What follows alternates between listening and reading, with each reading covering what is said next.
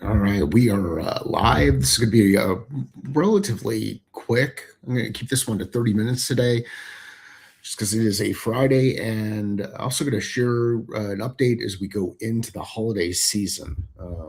So we'll give everybody just a couple of minutes to kind of join on. I'll monitor the chat, see who all is here, and we will get into the news.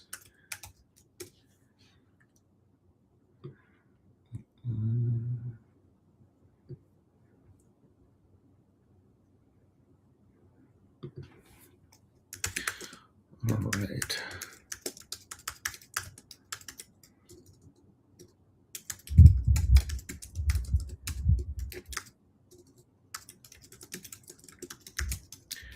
I am solo today, Craig. I'll drop the, on the off chance you're able to join, I'll drop the link in our Slack channel and give you a chance to come in and say hello.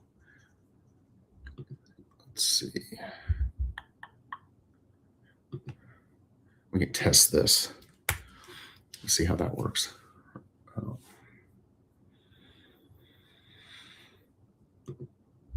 All right, so let's do this. Walking and chewing gum at the same time. Give me...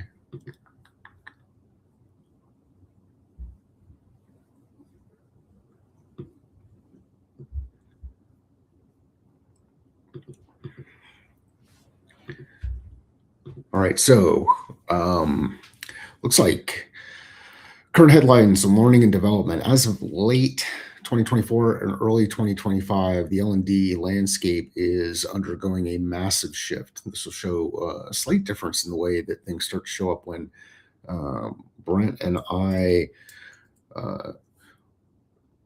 do the prompt a little bit differently. AI revolution going from hype to agentic learning. Well, 2024 was about experimenting with generative AI. 2025 is focused on agentic AI that doesn't just answer questions, but acts as a proactive coach. Hyper personalization, silent AI gap, and predictive L&D. I think it's kind of interesting. You go through. I look at this and I kind of wonder how much of the news is really driven by wants in the market versus reality in the market. The shift to a skills first strategy. I think this is pretty powerful and important. Part of the reason why I think this is as important and powerful as it is because of my own personal biases. And we've talked a bit about those. It's, for me, it's the three things in order. It's mindset, skill set, tool set, in that order always. With the right mindset, you can build skills. If you lack the correct mindset, you're going to struggle with building those skills. It's really hard to learn if you come into a situation thinking you know everything, or thinking that you know the way that it's supposed to be done or should be done. And some of these words are ones that we typically get hung up on, especially when we're giving advice to people. We see things like, you should do this. A lot of guilt in that word. So we have the right mindset, attitude, belief, clarity, and definition. Then we're in a position where we can start to build the right skills.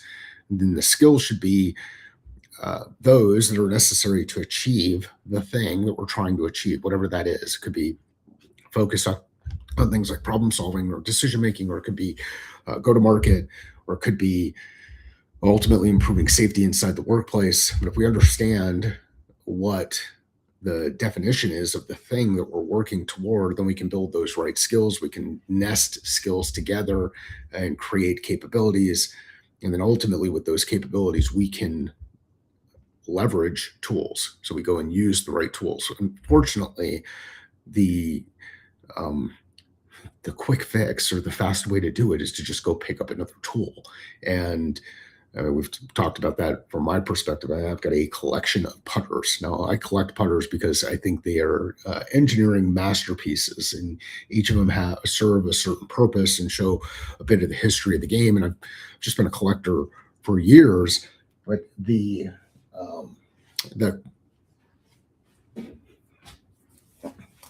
This putter, which is one of one of the first mallets that Cameron really started putting out into the marketplace, when he was redoing his mallets, I guess. This is a Red X3. It is predated by the Red X and Red X2. I've got a couple of those. I just don't have them in hand reach, but like functionally, this thing has a little bit more moment of inertia, which is more forgiveness as you go through, but it does the same thing, which is get the ball in the hole. This putter, on the other hand, as we go through this, which is probably a little bit harder on the smaller screen, maybe we'll do this on the bigger screen, but this is a remake of an Answer putter. It's an engineer actually a guy who used to carve surfboards, who lived in Huntington Beach before he passed away. And he has his angle on these things. I can keep going out and getting new tools. I'm going to add Craig in here. I can go out there and I keep adding new tools to the tool. But if I don't actually have the skills, hey Greg, if I don't actually have the skills, what am I going to do with the tools? So mindset, skill set, tool set in that order. Always don't waste your time going out there and buying new tools if you don't have the skills to use them. You're just going to waste time, energy, and resource in a time frame where a lot of people are talking about sustainability. There's a good way for you to build sustainability inside your organization, build out the right skills. The third one here, learning and flow of work, which we've talked about a couple of times, integrating into workflow. Ultimately, we're here to help people perform, improve performance, proving ROI with hard business data. Well-being is a learning pillar. Comparison of L&D priorities between 2024 and 2025. It'll be interesting to see how this thing evolves here over the next couple of weeks as we move into 2026. Good morning, Wendy. Content creation, role-based training, course completions, scheduled workshops. On the left side, agentic performance coach, AI performance coaching, skills-based talent strategy, business performance, and learning in flow of work. So Craig, thanks for joining. I'm going to drop the... Oh, no, leave it up for such a second. Oh, go ahead. That metric, course completion and then business performance ROI. It's interesting that has it ever not been ROI? Have they ever not tried to tie training to ROI and either make us feel bad about it or... Who are they? Just government, or not government, corporations. Like, so I worked for a pretty big corporation, doing training, and I can't remember a time that it was ever about the course completions. That was always about whether they were going to get their money back or whether they were going to spend money for good reason. So I don't know. It seems kind of odd that they have course completion as 2024's main focus. I mean, okay. Yeah, I think as you go through it, and Craig, thanks for joining on. Like a lot of these things, you can kind of go through and you can say, is this how we do it, or is this how we want to do it? Like, so in some organizations, the dashboards and the reports are going to be all about number of people who did the training, number of people or who participated in the training, number of people who completed the training, difference in scores, both pre and post, as a way to indicate did the training work, because it's much faster than actually seeing the change in the business happen. When you can go through and say, all right, you went into a class, let's just go back in the day, and you went out for a week, you started at whatever your current baseline was, and then at the end of the course, if you did a pretest, like initial assessment, at the end of the course, you take a test and you score 97% because you memorized or memorized, yeah, I guess. You're like that, or you were given the answers as you were going through. Like, I mean, did you ever get a traffic ticket? Oh, yes. Have you ever gone to traffic school? No, I've not. You've never gone to traffic school. Okay. So my experience with traffic school, and there are different ways that these things have been done. Sometimes it's based on the amount of time. Like you now have to do your penance. You get to Yeah, sit 30 in a room hours. Yeah. for however many hours, and then that checks your box. The other one is you have to score a certain level, and if you don't score to that certain level, then then you don't pass.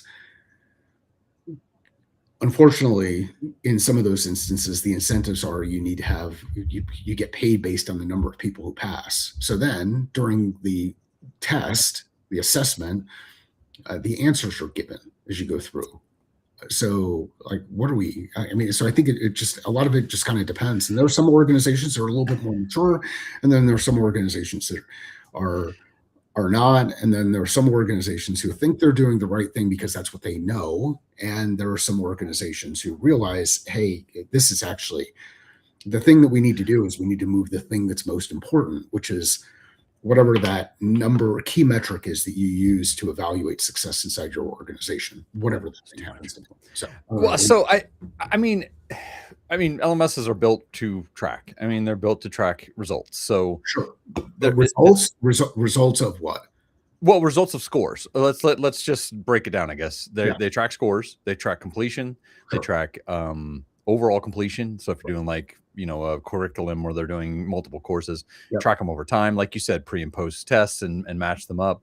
And they're also built to move the person to the next training based off of what they've scored off that last one. So I mean, it's no secret that LMS has been built that way for a reason, because that's what's traditionally the way that people want to measure things. I don't know. I feel like not just in the company I was working for, but a lot of companies I was talking to, or a lot of people I was talking to that are in other companies when I was going to like the big conferences and stuff, that they were falling into the same issue. They were falling under, I need to make myself feasible to the company to spend money on me. I need to show why they're spending money on me. And to see, that big glaring back and forth from 2004 to 2005, or 2024 to 2025, I don't know. It just feels like it feels like that was a stretch. well, and I think a lot of these things that we've seen pop up, and that's it, there's you can, well, like I said, when I was reading some of it, there's bias that you'll lean toward where you'll say, oh, you know what, that thing's right, it's really got it, and on the Hmm. things that it's not, you might laugh about it and say, well, that's not really real, or whatever. And um the if you in the amount of time that I've been in this space, and my first entry point, I mean, I did some training. I was responsible for training and record keeping at UPS, for the operation, because we had to have everybody had to be recertified on certain things on an annual basis. And when that recertification happened, there were some initials that were put into a back in the day, a paper binder, loose leaf kind of thing, where you had somebody's record, and you had the name of the individual, you had the date that it was, the date that the thing occurred, recertification occurred, that was observed, um, their initials, my initials, if I remember the order of Official. Yeah, that stuff. official completion.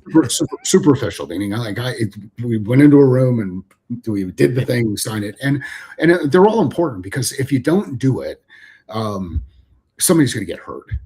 Like we're working with very, very, very heavy equipment. Like when your packages get on an airplane, they don't just get loaded one by one, except if they happen to be in the belly of the aircraft. They may go in the belly of the aircraft one by one, but for the most part, they're going into containers, and those containers get pretty heavy, and then they get locked into the aircraft, and there's just a lot of stuff that can hurt people. And so you go through that certification. Do people like it? Did it feel like, oh, we're just going to, Hit the next button. yeah, like, I mean, even in person, it's hit the next button, right? Like it's just, Yeah. you just Sign kind in of go through sheets. the motions. So there's this balance of, hey, we have to do this, versus we like want to do this because of whatever, or we've designed to do this for something. And I think the other thing that's kind of interesting about people in this space is, um, you tend to gravitate toward organizations who are going to be a bit more progressive because they're going to spend the money, they're spending the money, they're hiring people in. So their view on what happens and their objective of what they're trying to accomplish is going to be a little bit different. Um, so, yeah. So, I mean, are there, I guess one of the questions could be, are there still companies out there that are only tracking completion data as a metric for training? God, I hope not. Could you see a scenario where there are? I mean, it's a universal discussion. I mean, do you train people or do you get the box checked? Yeah. And like you said, there are actually places where it has to be, where you have to train people, because if not, they will get hurt. They will get in a situation where they either hurt themselves or hurt a lot of other people in that. Just you talked about UPS pilots. I mean, you're talking about a pilot. I don't want my pilot to check a box. I want my pilot to take training. I want him to know what he's doing when he gets in that airplane. So I don't know. I think I just it stood out when you had it on the screen. It just stood out that that there was such a stark difference between 1 year of completion to ROI. I don't. It seems very loose. So I don't know. I'm off on a tangent already. So Well, that's good. Well, hey, now you can squirrel yourself. The yeah, so squirrel. there's so I do think, just looking at these tools though, is you can go through and you can put something up, you can put some contrast up there and say, oh, okay, well, is this us or is this us? And then where do we want to be? And once you Yeah. conclude that you want to be someplace that you're not, then you can go ahead and build a plan. And when you build the plan, you can execute the plan. And then when you start working the plan, you can assess the work and determine, is the work working or not? And you can do all of those things and start moving forward, as we go through it. So I think there's a benefit to visibility, even if the visibility is not, is even if we can poke fun at the visibility. Well, I not to steer us away from squirrels, but I actually had something to talk about this morning. So it's kind of odd that Awesome. Brent's not in. And actually, Brent had helped me with this. At one point in time, I was actually going to create a presentation for speaking at a one of the bigger conferences, Yep. and something had hit me. The last couple of years I was in training, physical training, where I was in a classroom. Something kind of hit me of I had a mentor, and he was a phenomenal stand-up teacher, and he really taught me a lot about training in general and people and reading people in a room and stuff. And it really kind of dawned on me that while we were both good at getting the information across to the people that we were trying to train, we were saying different words or we were doing it in a different way. And I had this idea of talking to 15 different people and having them send me a short video, which again, Brent actually sent me one of these, and I had a couple friends. I think Kara actually sent me one as well. Give me the directions to your closest McDonald's. Okay. Yep. And the responses I got from people were so completely different. Sure. Some people said road names. Some people said east and west. Some people said go to the Burger King and turn right. It was completely different. And it made me, I actually thought about this. Like I said, I had to take my son to work this morning. I thought on the way back that also is a kind of I don't want to say it's a hang up, but it's a portion of what goes on with AI. That we always talk about prompts, and your prompts have to be right, and you got to kind of train your prompts and move things around as you need and stuff. But that if you and I were to ask AI something, I'm going to ask it different than you're going to ask it. Like if you go back to your putters, like if you and I both were to go to AI and say, and find out what the first putter they created was, Yeah. I'm going to ask it in a different way than you're going to ask it. Sure. And is that wrong? If we both get the same response, is it right? Because the AI should be asking or getting different, prompts coming to it. I don't know. It was really weird because it struck me that those two things kind of have a correlation, and I didn't realize they had that correlation until I was thinking about it on the way home. So are you taking us down the learning styles? I boy, you're gonna let me scream on camera this time? Why not? Like Jesus. I felt it. It was visceral. I It's saw it's people. more it's more training styles than it is learning styles, but I think that it also, obviously there's many tools out there, and this kind of ties back into what you just said about tools as well, about jumping onto the bandwagon with tools and stuff. What if I take the exact same words and put them into Gemini as put them in the Chat GPT, I'm going to get a different response. Sure. Um, Not only am I going to get a different response because of history, like we talked about, the history of what you've asked in the past is going to tag into that. Brent actually found that out the other day. Um, we're also going to get it because both the engines are pulling from different information. And it just ties into more of that difficulty of adopting an AI in which one do you pick? Which tool do you pick? And kind of what you were saying, did I hear you say not to pick a new tool? Did I hear you say that? I mean, it sounded like that's what you said. So, um, it is. So a couple of things, just kind of go back through Sure. mindset, skill set, tool set in that order always. For me, mindset is attitude, belief, clarity of definition. So what are my attitudes and beliefs that I'm bringing to something? And then what's my clarity of definition of something like leadership? For me specifically, it's leaders build leaders. Leadership starts with self, and leadership is how we move forward. You can agree or disagree with that attitude, belief, or clarity of definition, or all three of those things. But that's how I look at that: A, B, C, D. Then you can start to build in skills, and you can nest those skills together. And just like colors in the painting behind you, you can pull together those colors, and you can blend those colors, and you can create some amazing hues. And that comes from a Sun Tzu quote around the number of primary colors and the number of hues that you can create using those colors. And there's another one that he gets into around senses. Then you move into tools. The challenge that I see happen is we usually, it's our bias or our move is to go and grab the next tool rather than build the skills. And I don't know who said it the first time, but Or fool don't mean to with interrupt, tool but is still a fool. yeah, exactly. But well, and or not tie that tool to the skills that you did learn. Like just grab the next tool that's directly in front of you. Chat GPT might not be the same as Gemini for the skills that you've learned at that point. So, and sometimes, like I've been around the house, and I mean, this is the kind of stuff that I outsource to other people. Like I have no patience to go and do things like paint the house type stuff, or certain things. Like if we wanted to do something or build something in the house, um, that's not me. It's not my skill. It's not my skill set. So I will bring a contractor in to take care of those kind of things. Now, do I know how to swing a hammer? Yes. Have I used the back of a screwdriver to hammer in a nail in the past before in a pinch? Yes. Have I done damage? Yes. Like all of those things. Like this is one of the cool. So you and I had a conversation a number of years back around creativity. And when we had our conversation around creativity, one of the things we talked about there, and I'll ask you the question: um, are people creative? Inherently, yes. Okay. Some of them just aren't aware of it. Yeah. Are there a number of people out there who think that they're not creative?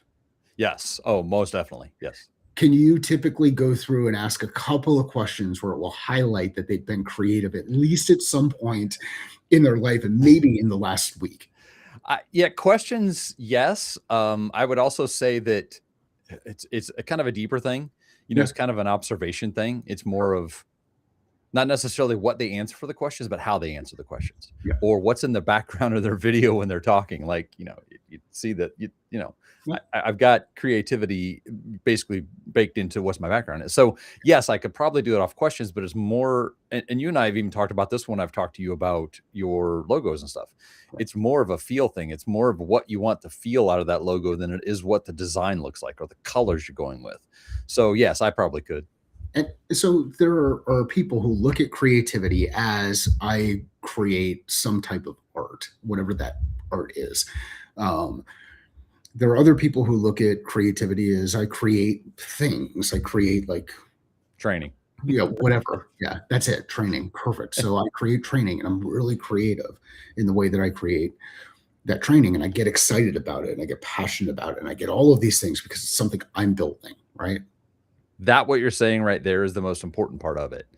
Is it doesn't matter what you're creating as long as you're passionate about it. And I think that's where a lot of instructional designers, stand up, instructors, people that are teaching webinar or talking webinars online, it's not necessarily that it's not like a writing a song or painting a painting or anything like that, but you're still creating something. And if you're not passionate about it, it's going to show through immediately. And that's, I think, where that ties in. So imagine if you were not passionate about your kids.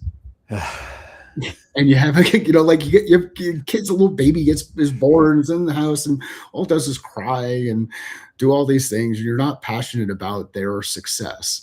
How creative are you going to be in helping solve the challenge of develop a human? And I mean, this is what ends up happening. Sometimes people give away kids, and sometimes people give away pets, and sometimes people give away things. Like they're Yeah. and I mean, as harsh as this sounds, you can go through and you can look at it and say, at our core, harsh as it sounds from a story perspective, I'm really trying to create some contrast here and kind of push things out. But because I'm not advocating giving away kids, giving away pets, or giving away things. What I am advocating for is that you are creative, you have an ability to solve problems, and you may over time have suppressed that ability because of anything that's happened inside your environment. I had um, I've had a number of times where I've asked questions in the wrong place and I've been challenged for doing it. And early on in my life, it made it so that I just didn't ask questions in the room. Ah, wow.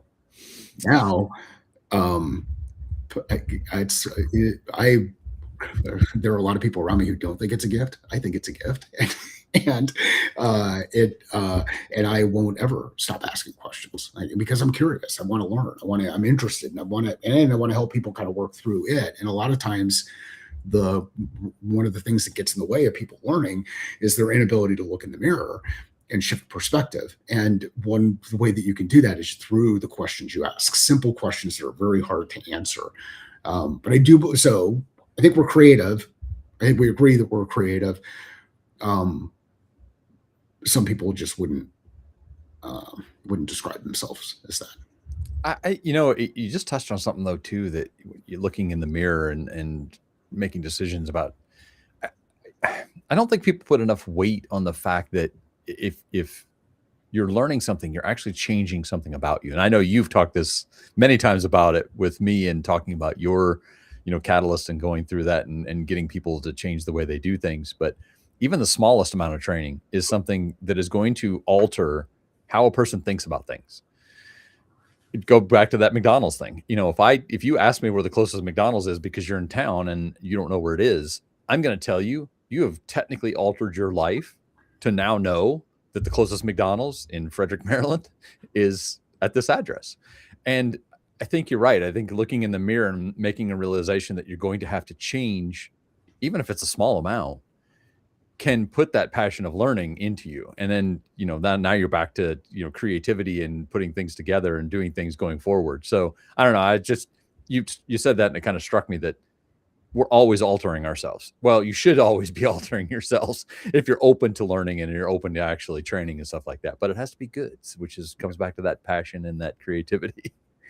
So what was the question? And I just put Wendy's comment up here. It also depends on current career job, being creative because it's part of your job versus a different job that does not create Oh, strategizes. I don't know. I feel like that's. Look, I've enjoyed you guys talking and coming in and discussing it in via chat, and it's really nice to sit and talk. I've sincerely enjoyed Wendy's comments coming through totally, but I just, this one, I don't know. I really find it hard to separate those two things. I think throughout my entire career, from I actually started working at McDonald's as my first job. Yeah. I think from that time on, from me starting and working, I think because I'm so creative, I guess there's a level of scale. I put that into everything. Like everything I do, I'm looking for something out of it. I'm looking to impress somebody with it. I'm looking to find a better way to do it. I'm looking for the next person that's coming up that's going to be doing it. How would I show them how to do it, or how would I make this better for them? So I don't know. I don't know if it depends. I think you carry that through the small things, like telling somebody where McDonald's is, all the way up to training 50,000 people how to fly a plane for UPS. Yeah. So the thing I'll ask Wendy to do, and we know there's a little bit of a delay here that happens. We think that delay is anywhere between about 90 seconds and just about 2 minutes. But there's so when Wendy, if you wouldn't mind dropping in the comments, how do you define create versus strategy or strategy? That's a good question. What's your definition of it? See, Craig, it's a gift. Because what ends up happening is we hear things and then we're like, oh no, this is it. And it gets in the way of communication. So another one of my pull the string back, and Simmons says this quote, it's there are things that are said, there are things that are heard, and there are things that are remembered. And very rarely are all three of those the same. And one of the challenges that and I'm dropping Wendy's last comment, which looks like she put up there while you were talking through that stuff, Craig. They're one of the reasons why they're not the same is we want to be really helpful. So as soon as we hear something that someone says that we can help them with, we're like, ooh, I got to hold on to jump on it. Yeah. And you know what? I'm not going to interrupt because I'm going to be nice and kind, and interrupting is mean. And, I might non-verbally demonstrate what an interruption looks like, but I'm not going to do it. So now all of a sudden I'm not paying attention to the other words that they're saying because I'm still holding on to this other thing that I want to respond to. And people will talk about this. They'll say it out loud. Are you listening to respond, or are you listening to understand? It's cliche, but it's true. I mean, it's 100% true. Well, how many cliches are not true? Well, that's true. So and yet people will beat people up for saying it. and you can find one that hits on just about any other, just any other one. I'm going to pull Wendy's other comment up here too. She does agree with you. In business, it may not be required, so you need to find an outlet for it. And creative and presentation for work. I was told I don't need your creative brain. I need your work brain, for example. Sometimes we have to scale back creativity in order to do what the business asks. Yeah, I mean, that's valid. I think that you're right. I think that honestly, that's actually one of the reasons I left the big corporate job I was in. I had put too much creativity into something that they didn't want creative. So that's a really good point. I think you're right. Level of creativity is probably more of what we should have been talking about instead of just creativity in general. Because again, I think that creativity should come out in everything that you do, but knowing when to pull that back and knowing when to say that maybe that's a little too much for this particular instance is good, but I'm still going to put a little bit in there. Like I'm still going to put my twist on it. I'm still going to put my light up on the backside of it. Okay. There's so one of the other questions I like to ask in this kind of context is, what is the specific job to be done? Like, what are we, what's the objective? Then in order to, once we understand the objective, the thing that we're trying to accomplish, then it's, okay, well, what's the strategy? How can we go and achieve that thing? Not every strategy. Let's just agree on, for me, three hows on how we're going to go through it. And then from there, let's identify the tasks that align specifically with the strategy so that we can get out there and start doing work. Because once we do work, we can reflect on work. You can't reflect on what you're going to do. So what will end up happening, though, sometimes is people will go through and say, this is the objective.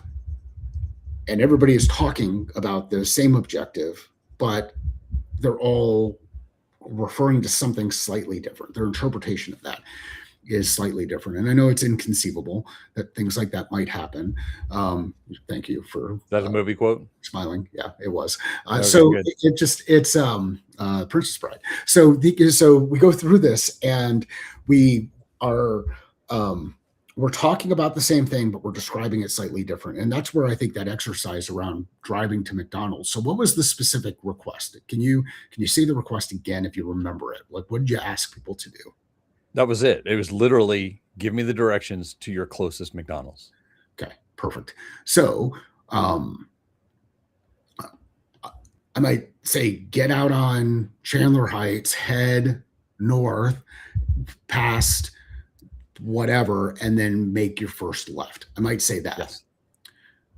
But if I really want to get into the detail of it, all right. First, you got to get in the car. You got to back out. I knew where you're going to go with that. I knew it. Down the street, and then you get to the end of the street. You're going to make a left. Now, somebody might go through and say, "Well, what street am I making a left on?" And so there are different levels of nuance and detail, and depending on the risk associated with it, like if we don't get to McDonald's and get back from McDonald's in a certain period of time, like the fastest period of time possible, then something horrible is going to happen. Then now you can say, okay, well, maybe we need to put a little bit more time, energy, and attention into making sure that we're really specific about the details because of whatever mistake is potentially going to happen. So we calculate risk, and whether we understand risk or not, we're still calculating risk all the time.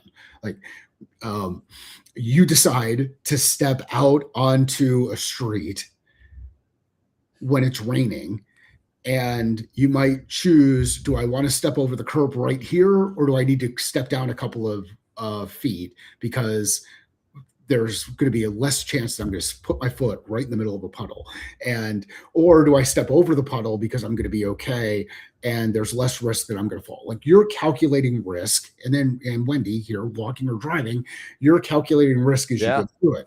Whether or not that's where I was going to go. Assessment, you have an ability to assess risk. You're calculating it. You're making decisions as you go through. And you're doing that quickly. And that's, I think that was kind of part of the exercise is how quickly can you assess those things?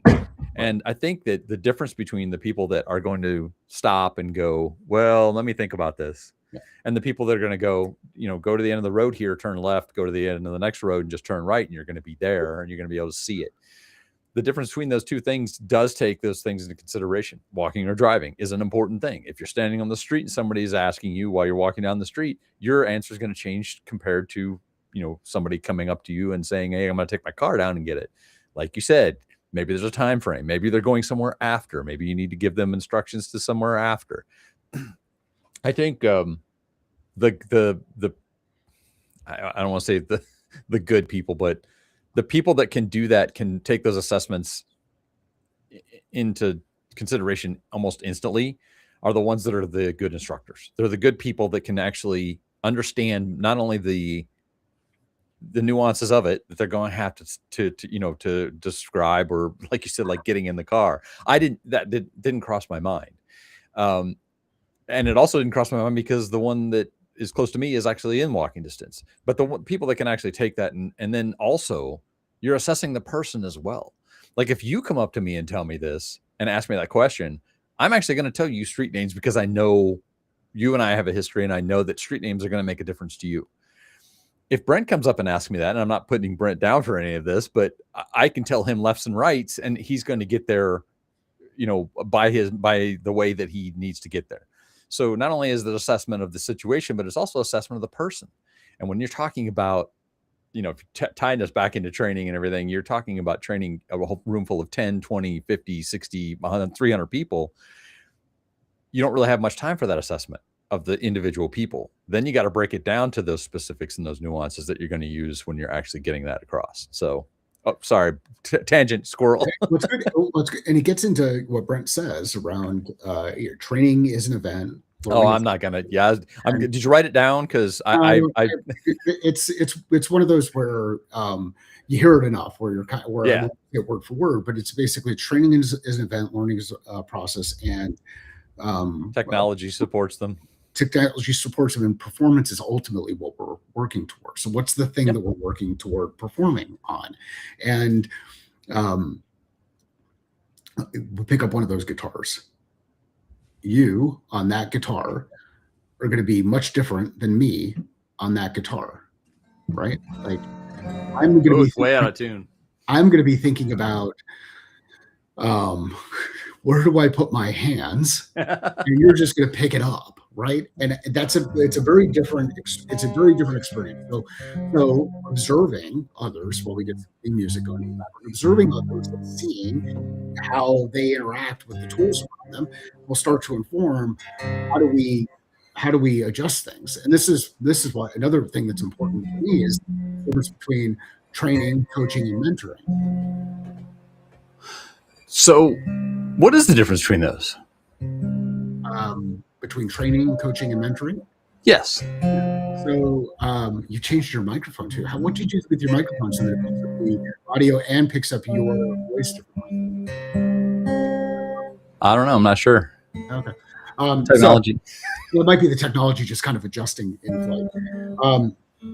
So let's use Brent's definition around training. Training is an event. Training is an event. You can train someone how to do something. You can set up some structure. You're introducing someone to an idea. You're giving them an opportunity to put that idea into practice and demonstrate that they're able to recall it. Okay. Coaching, on the other hand, is if you're looking for training, you're looking to improve a specific skill or learn about it, become aware of a certain skill. The music is driving me nuts. So it's just giving my head 800 different things to be kind of going through. Coaching, on the other hand, is more about how can I help you improve your capabilities to be the best given your current state. So I'm going to observe.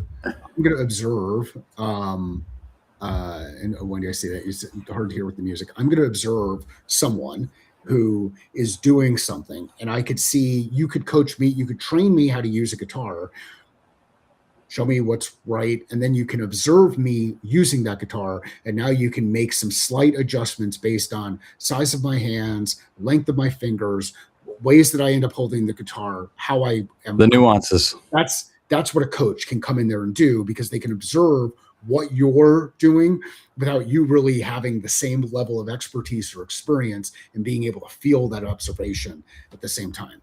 Mentoring, on the other side, and I'll work back through clearer definitions, but mentoring on the other side is more about over a long period of time, how are we going to help figure out the thing that's out there? And go ahead. No, relate that to guitar. So if I'm mentoring you instead, what am I doing then for that? So I'm mentoring. It might be what you might be asking more questions and kind of getting a feel for like what's the is guitar actually the instrument that you want to pick up, and what kind of questions do you have for me about the use of guitar and experience, and how are you thinking about like mentor-mentee relationship? And I think a better way to go through this is the actual relationship with the people, with folks. Training, I'm giving you something, I'm sending you something, I'm communicating something. Coaching, I'm observing something and I'm helping you get from A to B, whatever A to B is.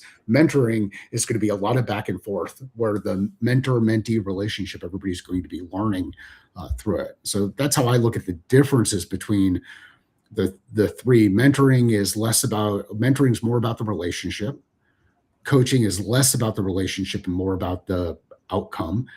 Training is more about the getting people prepared to start to do something. Is it wrong to say that the structure is different between those three? Sure. Like how you structure it out? Well, and when you say structure, what do you mean by structure? Like how it's planned out, because I feel like training is going to be something that you're going to do a lot of pre-work. You're going to do a lot of setup. You're going to have it prepared. You're going to have notes. You're going to have time, everything timed out to where you can squeeze it into certain, hours or 2-hour lengths. Right. I feel like coaching is probably one of those things that is a post training. So it's still structured sometimes, but more fluid because you're getting a little bit of feedback. And then I feel like mentoring is like completely off the rails. Like that's something that could take, depending on what they've learned, 1 month or 6 months or 2 years. You mentioned mentoring, and one of the things that went to my head about guitar I can't, once you learn guitar, the basics, you need to decide what type of music you want to play. Yeah. Because I can't mentor you in rock music if you want to play country. And I think there's still a little bit of structure built to it, but I think that ends up being a lot more fluid. And that's what I meant by kind of structure, the difference between those three. Yeah. I think it's a really good way, an interesting way to look at it. Yeah, another way to look at it is number of people. So, um, are you going to mentor a group of 100 people at the same time? That's a good point. Super hard. Like, yeah, that's not. I mean, I can't think of a scenario where someone would be able to mentor 100 people at the same time, like, and not mentor 100 individuals in different pieces of time over a period of time, but like in the same moment. For this, we're going to have a 30-minute mentoring session, and there's going to be 100 people on the Zoom. That's not no. Well, I think coaching is even almost the same way. I mean, it's really kind of hard to coach a large amount of people as well, but I think that's probably a little bit easier. I think, and this is one of those hangups that I get, like the nuanced kind of thing here. I don't believe that you can coach groups. Now, have I coached groups? Yes. Is it really coaching, or is it more training? I think it's more training. Yeah. Right? Because I'm not observing. Like, if you agree with the way I look at coaching, which is there's observation as a requirement in order to be able to coach. And ideally, the coaching happens as close to the behavior as it can. Like, it should be, if it's instantaneous, it's going to land a little bit better. Like, imagine if I took a video of me playing a ukulele and said, hey, I'm working with you as a coach. Can you coach me up on, well, hey, Mike, make sure that you put your hand down here and you do this, and you're going to kind of want to go around this. And then now I've got to record another video, and I got to send that to you. And who knows what other kind of crazy, weird habits I picked up between the first time and the last time, like all of those kind of things. So I think coaching is better, at least for me, in a one-on-one environment. Can you do it in a group environment? Sure. Can people learn from it? Yes. Is it the right medium for the group? Typically, it's the person who you're working with right there that's receiving the coaching, but everybody else is benefiting from the coaching because they're also observing it. And then training, on the other hand, I mean, you could do that with you could do that asynchronously. You could do that synchronously. You can come up with so many different ways to be virtual, live, individual. You could definitely do training pretty much any way you want. So, well, Craig, thanks for jumping in. Any other any things top of mind, things that you heard where you're like, God, I wish I could just like learning styles? Can I yell at you guys for learning styles one more time? Yeah, sure. Why are you so hung up on learning stuff? I think honestly, Brent kind of kicked it off for me at one point, that I know that people do absorb information different, but I think when you tailor something to a specific, you end up losing quality or quantity depending on which, what you're working for at that point, based off that if I take a training course and I focus it just on as what they call visual learners, then I'm going to lose everything else. So I don't know I think the recognition of it being there is fine, but I think when you tailor something to it specifically, that it causes problems. And I think that when you're building, you should be building towards all of those anyway. Like, you should be incorporating all of those things that people like, just what we talked about with the McDonald's. I'm telling you something different than I'm telling Brent, but I'm still giving you voice instructions. If somebody wanted a map, I could draw them a map to do that. Should I be doing that? Yes, I should be doing that at all points in time, or at least offering that, at least giving that as an option. If people want to read the text of a video that I've created, then I should be providing the text background where they can just pull that. So, I think learning styles is okay. It's there, but I just think people put way too much weight on it. Yeah. But other than that, no, I don't have any. I appreciate you letting me in, because like I said, I really had something on my mind coming back to the house this morning. So What about having all-in-one UDL principles? I don't know what UDL is. What's UDL?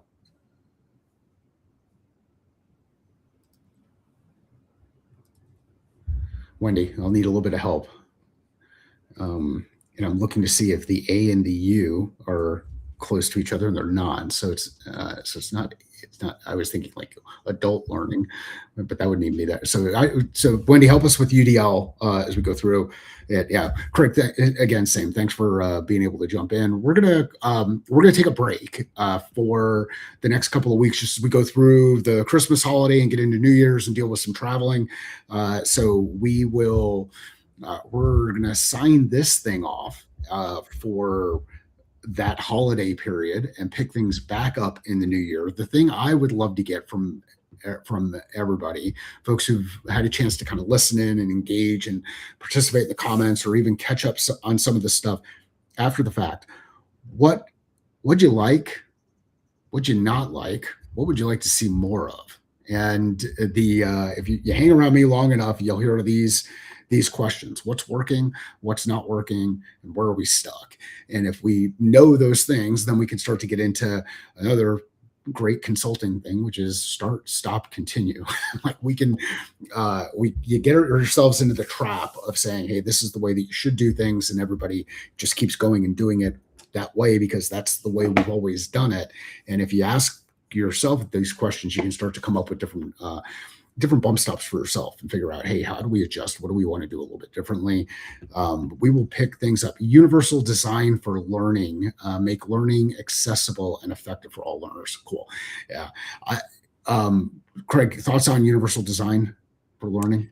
I think it kind of just ties into what I was just talking about. I mean, you're also taking 508 compliance into that as well, and making sure that, visual and auditory disabled people can also get access to it as well. So I think that includes that. Mine's more about of the learning styles in general. I actually prefer that more than I do the learning styles idea of things, because then you're hitting everything. Then you're making sure that everyone's inclusive in that particular area. So yeah, I think that's a good lead in. And I'm firmly in the camp of what are we trying to accomplish? Did we accomplish it? That's what are we break trying it down to to do? just the basics. Did we do it? Like if we know what we're trying to do and we were able to do it, then cool. Like all the other stuff just kind of worked out because there's different ways. There's different ways that people adopt things. Like I did this in one of the videos earlier. This in the Merriam Bright thing around Bagger Vance, around you finding your swing, like finding your swing when it comes to the game of golf, and it's finding your technique in the way that it comes to doing certain stuff. Again, there's some parameters and there's some requirements that you have, and there's a specific standard in certain areas. And if you don't align with the standard, then you're no longer the right fit for the organization. Don't try to shift the organization standard. I mean, you might try for a little bit, but don't beat yourself up over and over again if each time you go in there and say, hey, I really think we should do it this way, and then nobody listens.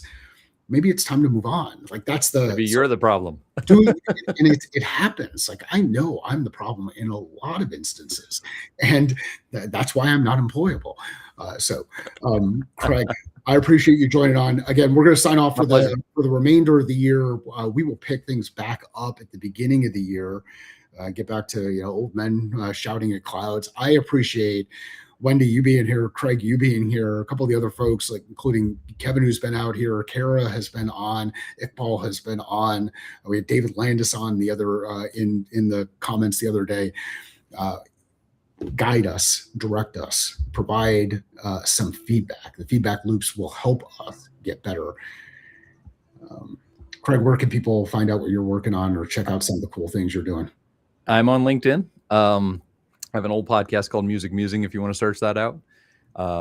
And make sure you watch Almost Famous, because that was part of the rules for being off this next 2 weeks as well. So let me ask, so what's your favorite? So give me 3 takeaways from Almost Famous. I think change is obviously the big one. Every single person in that movie changes.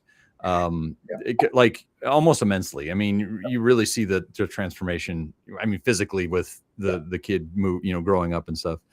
I think that letting go of arrogance. Is that the best way to say it?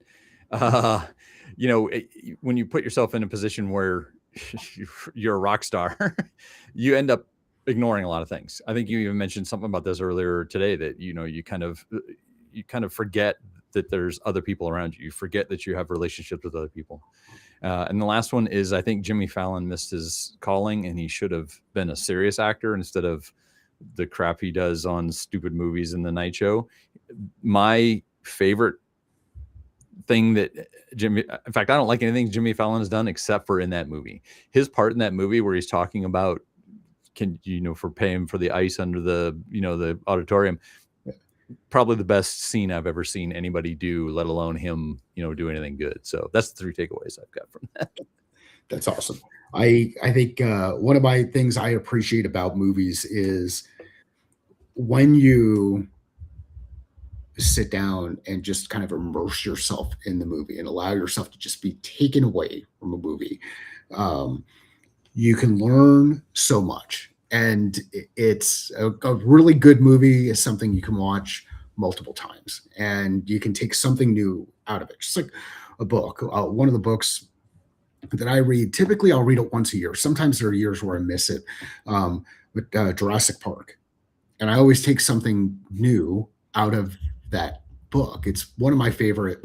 Um, uh, I say fictional. It might be nonfiction at some point.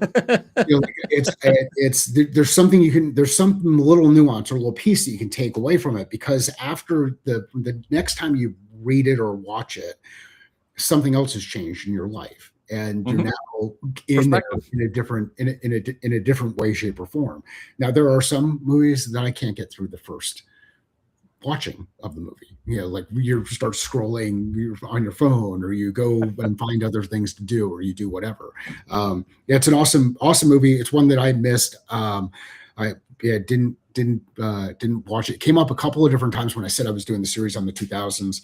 And there's another movie that I had not watched before, but I'm gonna roll out a little bit later today. Greatest Game Ever Played, another golf movie. So we will wrap things up, keep things to under an hour. And Craig, I appreciate you. Merry Christmas, everybody. Happy New Year. Hope you have an amazing holiday time. Get some time to hang out with friends and family. And we will see you on the other side. Thanks. Thanks again, Mike.